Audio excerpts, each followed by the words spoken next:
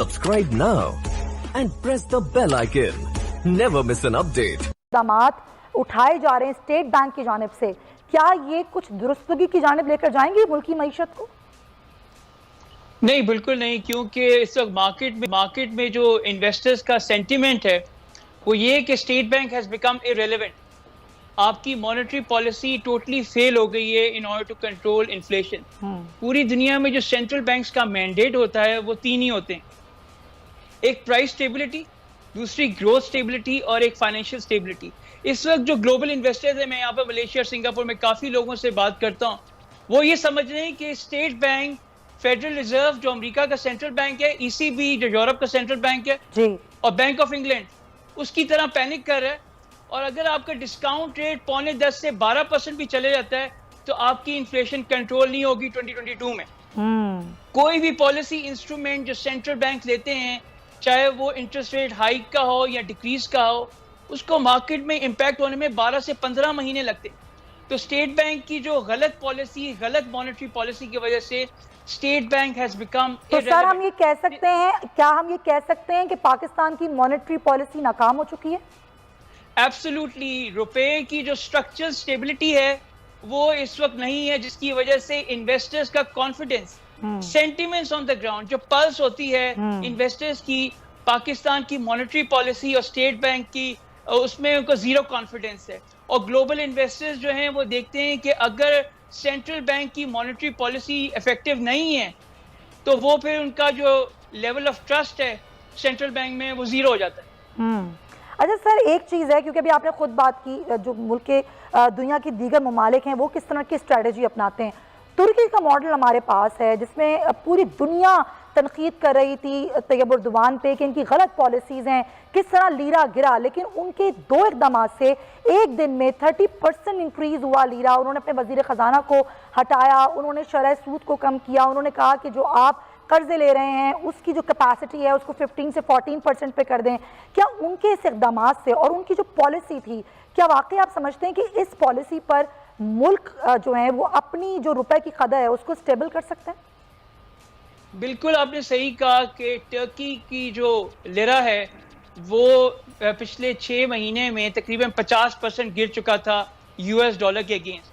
और सिर्फ president Erdogan ने एक स्टेटमेंट दी है और उससे $1.2 बिलियन जो है इन्वेस्टर्स ने अपने ऑफलोड किए हैं। और टर्किश लिरा जो है 17.37 पे ट्रेड कर रहा था। आज वो इस वक्त जब मैं आपसे बात कर रहा हूँ टर्किश लिरा 12.53 पे ट्रेड कर रहा है। उसकी बुनियादी वजह ये है, जब आप as a leader strong sentiments और स्ट्रॉन्ग स्टेटमेंट देते हैं ग्लोबल इन्वेस्टर्स को, तो इन्वेस्टर्स का कॉन्फिडेंस, क्योंकि ये खबर आ रही है कि जो मिनी फाइनेंस बिल जो हुकूमत ने पेश करना था उसका इरादा मुलतवी कर दिया गया और अब ये ऑर्डिनेंस के ज़रिए लगाया जाएगा, और इससे एक बड़ा सीरियस क्राइसिस पैदा हो गया। क्राइसिस ये पैदा हो गया कि IMF अगर पार्लियामेंट की मंजूरी के बगैर इसको फाइनेंस बिल को इम्प्लीमेंट किया जाता है, इन्फोर्स किया जाता है, तो वो IMF इसको मानने के लिए तैयार नहीं। हुकूमत ये कह रही है कि हम इसको 2022 में जो फाइनेंस बिल है, जो अगला बजट है, उसमें हम इसका हिस्सा बना देंगे। अब क्यों हुकूमत भाग रही है, क्यों डर रही है, ये उमर हयात के पास है सारी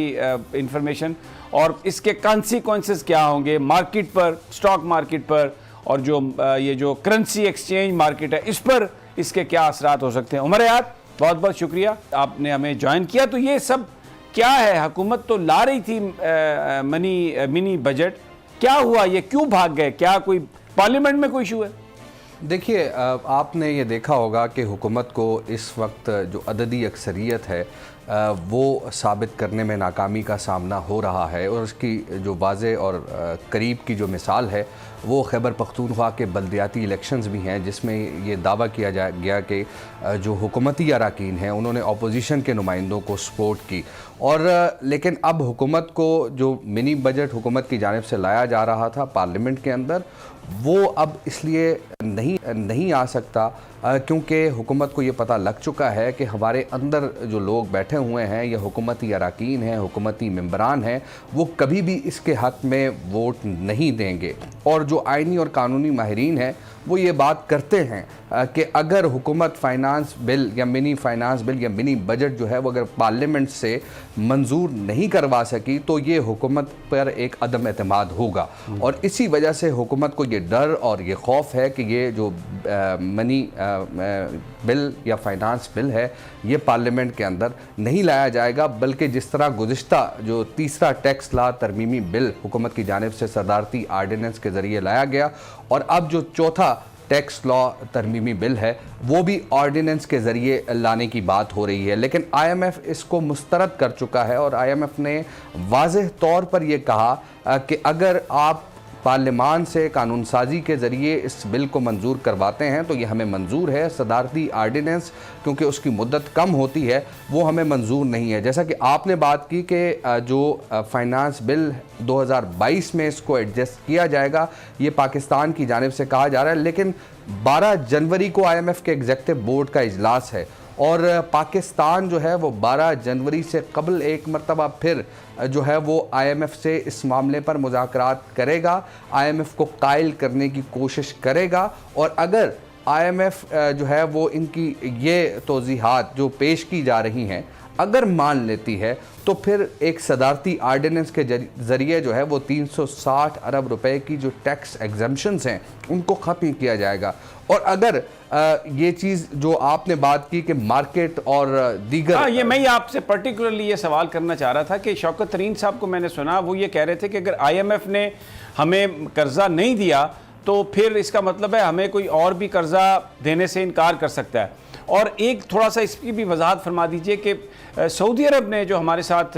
MOU साइन किया जिसके ज़रिए $3 बिलियन मिले, उसमें ये शर्त रखी गई है कि हमें IMF क्लब का हिस्सा बनना है। अगर हम IMF का हिस्सा नहीं बनते, यानी अगर किसी वजह से ये हमारा जो प्रोग्राम है जो हम लेना चाह रहे हैं IMF से उससे हम निकलते हैं तो सऊदी अरब वो $3 बिलियन 72 घंटे के अंदर अंदर वो वापस ले सकता है। तो ये तो एक बड़ी ऐसी डेवलपमेंट है जो आज अभी आपने भी जो जिस पर बात की खबर पर, तो इसका तो बड़ा नेगेटिव इम्पैक्ट हो सकता है। क्या समझते हैं आप ये जो स्टॉक मार्केट है और जो करेंसी एक्सचेंज मार्केट है इस पर इसका तो बहुत नेगेटिव असर नहीं होगा?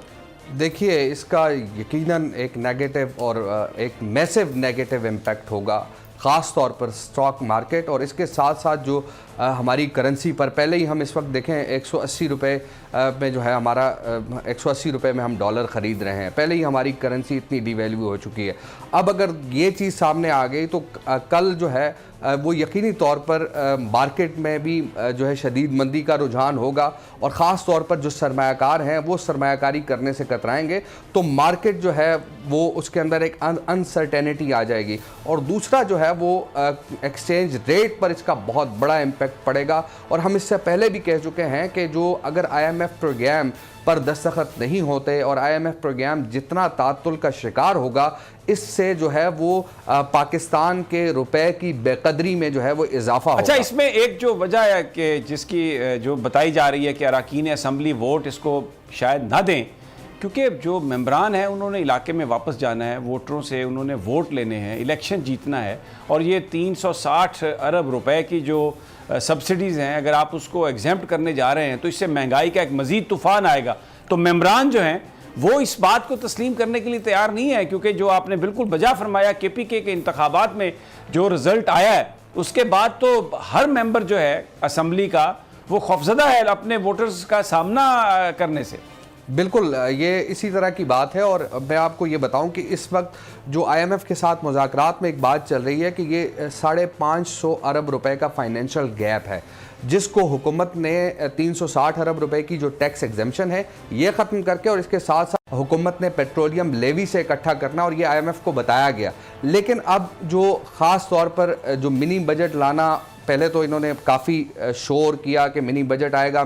आएगा, डिस्कशंस हुई, लेकिन अब हुकूमत को यह पता चल चुका है कि अगर हम मिनी बजट लेकर आएंगे तो जो हमारे अपने अराकीन हैं जिन्होंने अभी खैबर पख्तूनख्वा में कारकर्दगी देख ली कि किस तरह उन्होंने जो है वो उनको शिकस्त हुई है, तो अपने जो अराकीन हैं और नए जो टिकट होल्डर्स हैं वो भी अब आहिस्ता आहिस्ता जो है बिल्कुल इस महंगाई की वजह से, बिल्कुल। और इससे जो है एक आखिरी बात मैं कर दूं कि इससे अगर 360 अरब रुपए की एग्जाम्पशंस खत्म हो गई, और ये सेल्स टैक्स एग्जाम्पशंस हैं जिसका बराह रास्त असर जो है वो कंज्यूमर पर पड़ना है, अवाम पर पेट्रोलियम पड़ेगा, लेवी का अवाम बराह पर रास्त असर कंज्यूमर पर पड़ना है, आम आवाम पर पड़ना है, और इससे महंगाई मजीद बढ़ेगी। और मेंबरान ये बिल्कुल करने ये के लिए तैयार नहीं है। बहुत बहुत शुक्रिया उमर हयात, आपने बड़ी तफसील से